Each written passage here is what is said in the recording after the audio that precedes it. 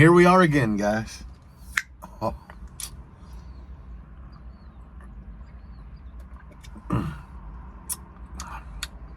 Tasty. All right, so, well, it's beautiful today. Windows down, you'll hear cars driving by. And they're not that bad in here. Okay, so, I don't like doing daily videos, but it seems like that's what we got going on. The past couple days has been full of just the subject of reconing in my life. Failures with people's recones. People telling me they're going to do stuff that ain't right for recones. Am I the king of recones? God, no. No, but I've successfully reconed a bunch of speakers and they're holding up. So that's got to count for something, right? You know, there's always multiple ways to skin a cat, they say, which don't be skinning your cats. But anyway, loud ass cars. I have some things that I like that make sense to the way I do it. And yeah, I see some people doing things or talking about doing things when they are going to attempt to recone, especially if they haven't done it before. They just don't make no sense. And I'll tell you off the top, I've reconed a lot of subwoofers. They've all held, and which knock on wood. Now, what we run into is the hardest speaker I've ever reconed that you'd have thought would have been the easiest was a 10-inch mid. The coil gap on that thing was so tight that shimming it was a real pain in the butt. Now, with that being said, subwoofers, you got quite a bit of room in there to work on things. And the coil gap's usually pretty big, so first thing I'm going to tell y'all is your paper, if you're not using a shim, the paper that you use. When your paper wraps around the center pole and the coil gap, you know, try to get it really close to touching. Because if you have a big gap like that wide, it's going to push that coil over this way, and it leaves it room to get up to the center pole. Now, yeah, that, you know, add sheets of paper one at a time and keep stacking them until they almost touch. You don't want them overlap there, or it's going to cause a thicker spot there. But get them pretty tight there, pretty close to each other there. And you want to slide the coil over that paper in there to where it fits pretty tight. Now, once you've achieved that, you're halfway there. Is it a pain to line all that paper up and get the coil slid down after you put glue on the spider landing? Sometimes, but you can do it. Now, I prefer to use Star Bond medium black CA glue. I only use that for the spider landing, guys, but it works really good. You get a minute or two of drying time. What I prefer. Some people prefer epoxy. I like the Star Bond, but we'll get to that. Now, when you clean your basket up, after you cut your soft parts out and all that, the first thing that you should do is take masking tape and tape up the center pole coil gap. You want to tape all that up really well with masking tape, or whatever tape you got laying around. But anyway, tape that up. Try to cut all the old spider off, all the old surround. And then I like using a flapper disc in my grinder, which I've used the grinder for years. I could almost perform surgery with that bad boy, like I did my thumb there. But anyway, you don't want to grind way down in the aluminum. You just want to get the majority of the old surround and glue off and make sure it's nice and scuffed. Canned air or an air compressor comes into play really well after that point. Aluminum will not stick to the center pole or the magnet or anything, so you're good on that. You can blow all that off. Blow it out really good. Blow your surround landing, spider landing off. Peel the tape off. Blow the coil gap out. shine a light down in there, make sure there's nothing stuck down in there. If there is, wrap some tape backward around a popsicle stick or whatever and try to jam it in there to get everything out.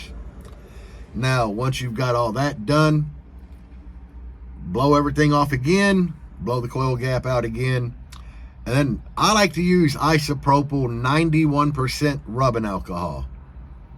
On like a terry cloth towel, paper towel, or whatever, wipe your landings down really well.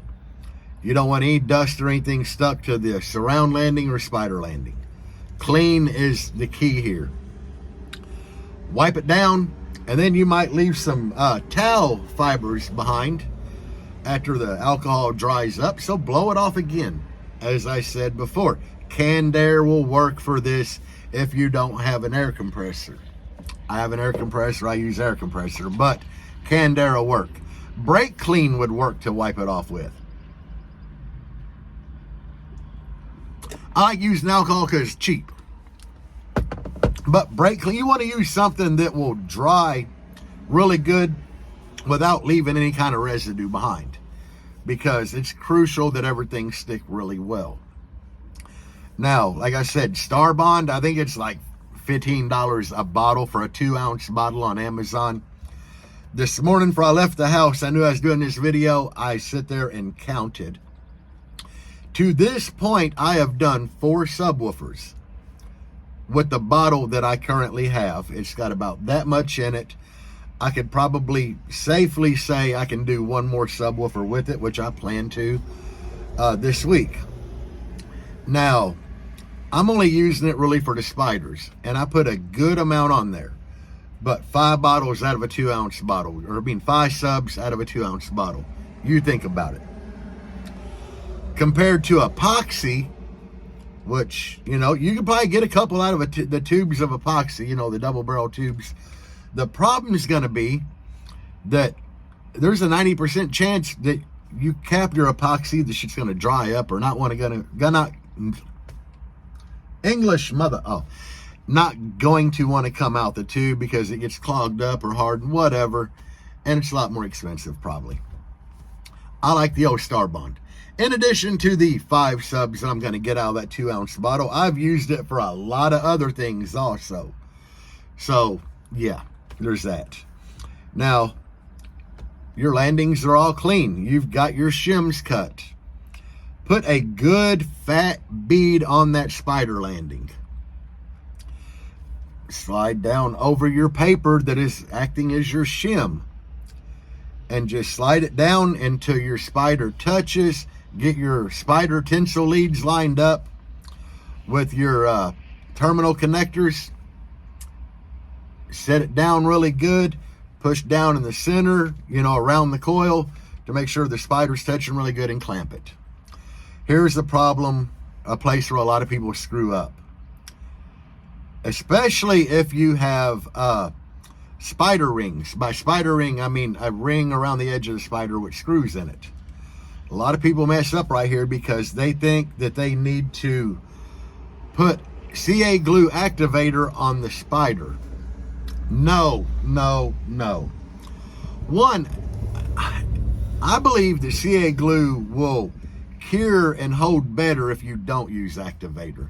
There's places to use activator, and it's not when you need to hold something crucially.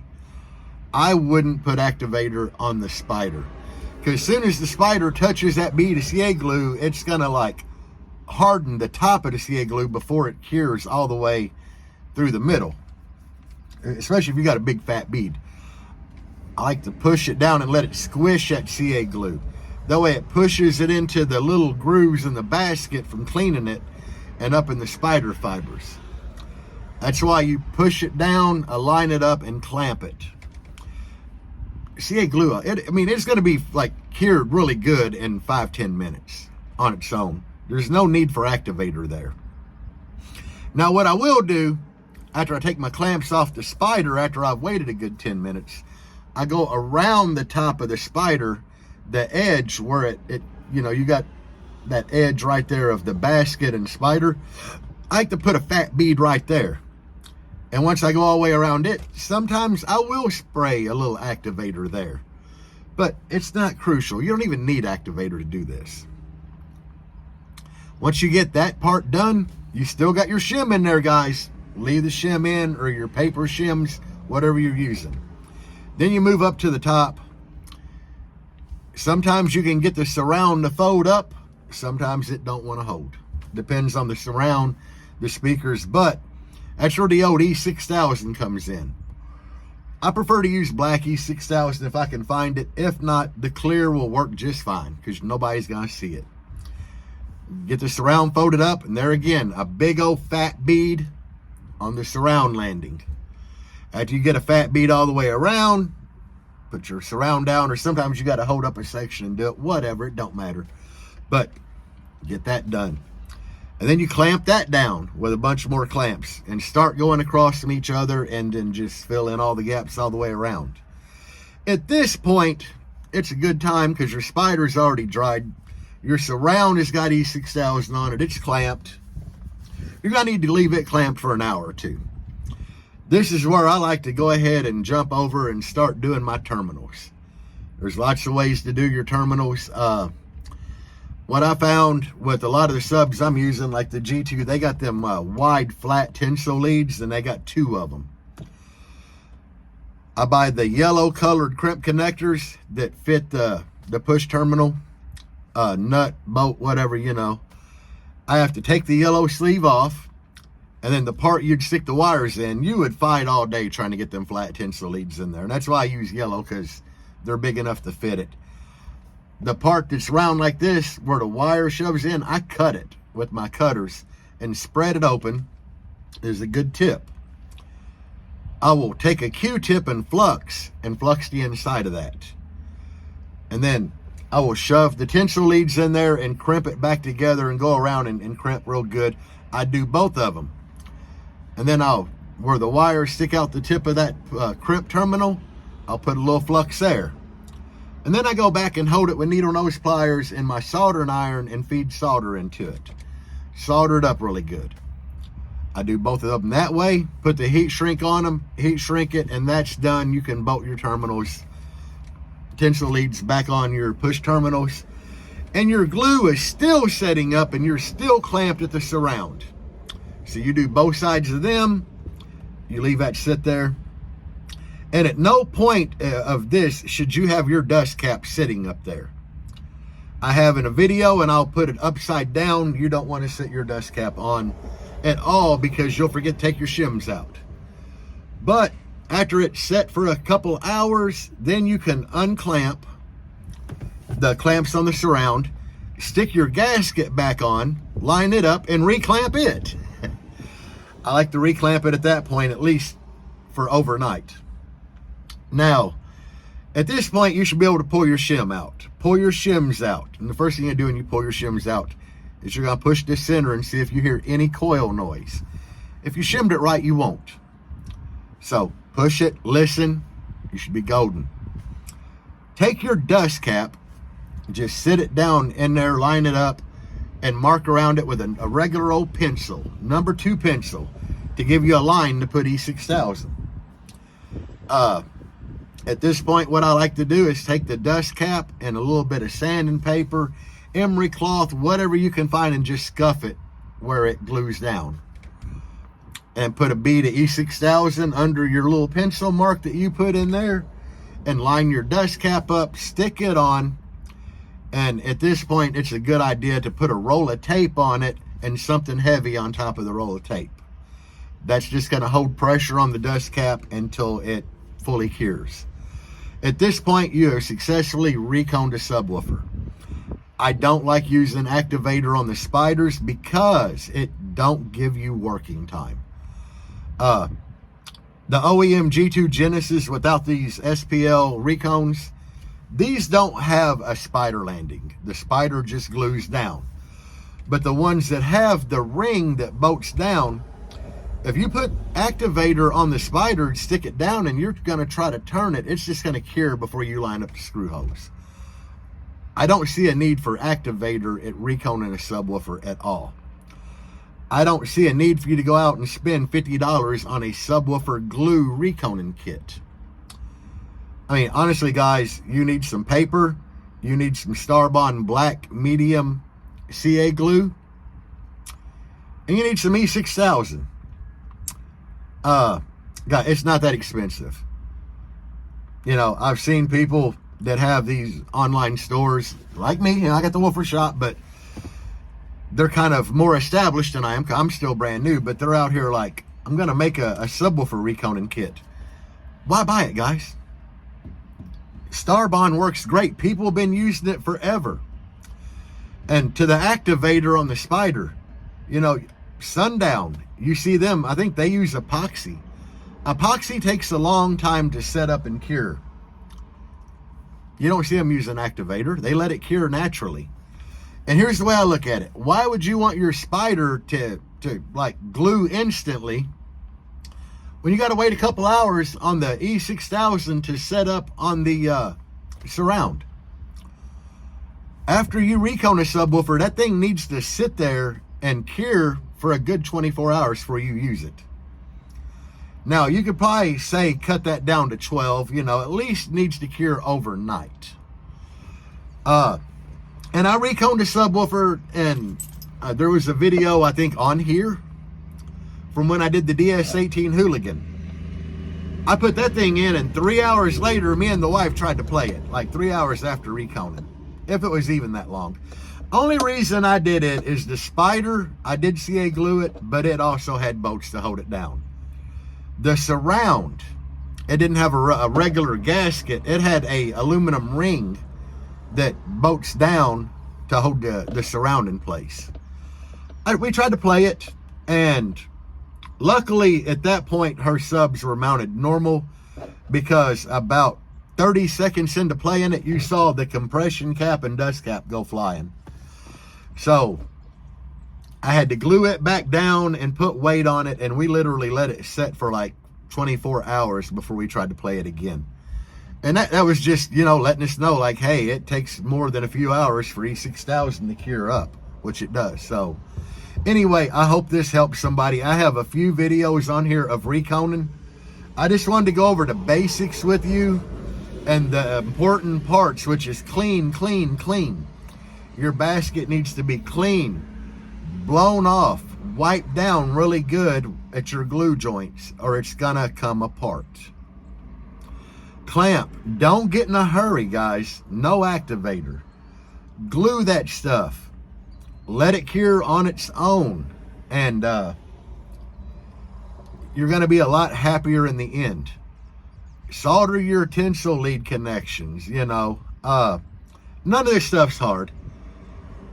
The first sub I did, I was a little intimidated. When I went into doing that 10-inch mid, I'm like, oh, I've done a sub. This is going to be easy. It was a lot harder because of less room and shimming it. Rather than doing sheet of paper all the way around, I had to cut strips of paper and have them on each side and like that. Really, it was a challenge. A lot tighter in there where you bolt the terminal, you know, the tinsel lead on the push terminal. It was more challenging. Subwoofer is going to be a lot easier for you guys.